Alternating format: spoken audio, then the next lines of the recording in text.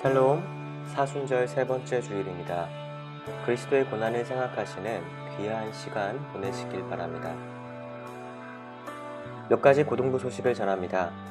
사순절 기간 동안 말씀 읽기에 동참해주세요. 말씀 읽기표는 이미지로 만들어 각 반 선생님들께 전달하겠습니다. 선생님들께 이미지를 받아 하루에 한 번 꼭 말씀을 읽어주세요. 두 번째, 111 기도에 동참해주세요. 하루에 한 번 1시에 나라와 가정을 위해 기도합니다. 세 번째, 3월간 드려지는 교회학교 헌금은 전액 이웃을 위한 코로나 성금으로 사용됩니다. 아래의 교육급 계좌로 여러분들의 헌금을 마음을 담아 보내주세요. 마지막 네 번째, 작정 기도를 합시다. 3월 29일 주일에 고등부가 다시 한번 모여 예배드릴 수 있기를 위하여 기도합시다. 그 전까지 이 코로나 바이러스 사태가 종식되고 다시 만나 기쁘게 예배할 수 있도록 기도해 주세요.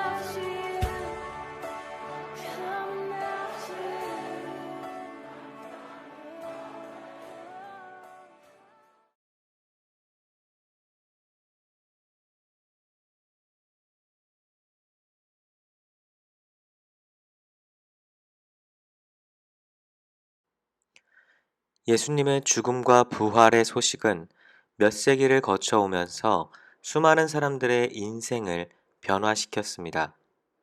절망적인 상황에 처해 있던 사람들에게는 더욱 그러했습니다. 사순절 세 번째 주일, 저는 이 메시지가 여러분들에게 동일한 희망의 메시지가 될 거라 생각하며 예수님의 죽음과 부활의 의미에 대해 은혜를 나누고자 합니다. 첫째, 예수님은 모든 사람들의 죄를 위해 돌아가셨습니다. 죄는 무엇이라 명쾌하게 정의하기 어렵지만 굳이 구분하자면 사회 구조적으로는 행해지는 공동체적인 죄, 그리고 인간 내면에 일어나는 욕심, 미움, 무관심 등과 같은 개인적인 죄로 생각해 볼 수 있습니다. 저는 예수님의 십자가 죽음에서 이 모든 악함을 다 볼 수 있었습니다. 일제치하 식민지를 겪었던 한국처럼 예수님 당시에도 로마인들에게 의해 지배당하고 있었습니다. 빼앗기고 착취당하는 등 로마는 폭력으로 이스라엘을 지배했습니다. 여자와 아이들, 장애인들의 인권은 거의 없었고 병에 걸린 사람들은 죄인 취급 받았습니다. 그러나 예수님은 이들을 찾아가셨습니다. 친구가 되어 주셨고 병을 치료하여 주셨고 무엇이 옳은 것인지 가르쳐 주셨습니다. 그러나 예수님은 자신의 민족에게 한밤중 납치를 당했고 거짓 자백을 강요받았습니다. 예수님께서 사랑했던 제자들은 모두 그를 버리고 도망갔고 심지어 그 중에 한 명은 예수님을 배신하였습니다. 한 번도 죄를 짓지 않은 사람이 나무에 달려 죽었던 것입니다. 그러나 이렇게 절망적인 상황 속에서도 희망을 말하는 사람들이 있었습니다. 그것은 바로 부활을 체험한 사람들이었습니다. 예수님이 십자가에 달려 돌아가시자 제자들은 절망했습니다. 더 이상 소망이 없고 두려움이라는 감정에 휩싸였습니다. 그러나 부활한 예수님께서 이들 앞에 나타나자 이들은 변했습니다. 절망의 끝에 있는 죽음이라는 것이 끝이 아니구나. 죽음 이후에 생명이 있구나. 제자들은 시대를 역행하기 시작했습니다. 자신들도 가난하면서 생명과 같은 양식을 이웃들에게 나누어 주었습니다. 이것은 공산주의 같이 강제로 다른 사람의 재산을 빼앗아 분배해 주는 게 아니었습니다. 이것은 자발적인 나눔이었습니다. 그들은 미워할 수 있지만 사랑하였습니다. 지혜가 부족하여 여러 어려운 상황들에 부딪혔지만 그들은 포기할 수 없었습니다. 예수님께서 어떻게 내게 생명을 주셨는데 나도 예수님처럼 미랄이 되어 세상에 생명을 주어야지. 성경에는 신비라고 불릴 수 있는 게 있습니다. 그것은 생명에서 생명이 태어나는 것입니다. 어머니에게 아기가 태어나는 것처럼 말입니다. 그러나 이보다 더 큰 신비가 있습니다. 그것은 뭐냐면 바로 죽음에서 생명이 태어나는 것입니다. 이것은 마치 겨울에서 봄이 오는 것과 같습니다. 겨울이 되면 다 죽은 것 같습니다. 그런데 봄이 되면 그 나무에서 풀이 돋아납니다. 생명이 없이 춥고 말라버린 것 같았는데 봄이 오니까 만물이 살아나는 것, 그것 말입니다. 사랑하는 여러분, 부활의 증인으로 살아갑시다. 코로나 바이러스가 계속되면서 저는 참 마음이 아픕니다.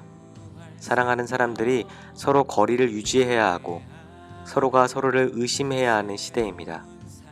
예수님의 사랑으로 안부를 묻던 날이 참 그립습니다. 그러나 여러분, 곧 봄이 옵니다. 죽음이 끝나고 영생이 있듯 우리는 여기서 그치지 않을 것입니다. 지금부터 봄이 올 때까지 할 수 있는 대로 우리의 것을 나눕시다. 그것이 헌금의 방법이 되었든 아니면 현재 우리 주변에 있는 이웃 간에 우리의 마음을 나누는 방법이든 한번 우리의 것을 나눠봅시다. 또 웁시다. 바이러스를 위해 수고하는 이들을 위해서, 또 아파하는 사람들을 위해서 있는 자리에서 펑펑 웁시다. 예수님의 부활의 기쁨을 다시 한번 누릴 수 있게 되도록 함께 기도합시다. 세상의 흐름에 따르지 않고 오히려 역행하는 고등부 친구들이 되기를 주님의 이름으로 축복합니다. 샬롬.